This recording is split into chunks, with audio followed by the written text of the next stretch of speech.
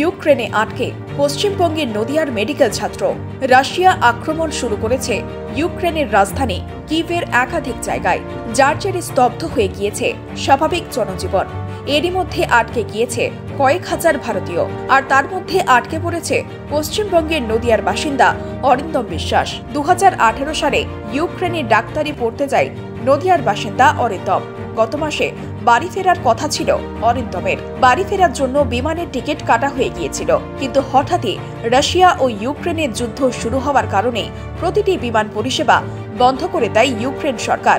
আর তার কারণেই আর বাড়ি ফেরা হলো না মেডিকেল ছাত্র অরিন্দম বিশ্বাসের। ঘরের ছেলে ঘরে ফিরুক, এমনই আর্তনাদ মায়ের। আমরা খুব চিন্তার মধ্যে রয়েছি, কারণ আমার ভাগ্নে, এটা বড় ভাগ্নে, বহুত কষ্ট করে ওকে বিদেশে পাঠানো হয়েছে। ও বিদেশে ইউক্রেনে রয়েছে, ইউক্রেনে ডাক্তারি পড়ছে, আজ 4 বছর হলো।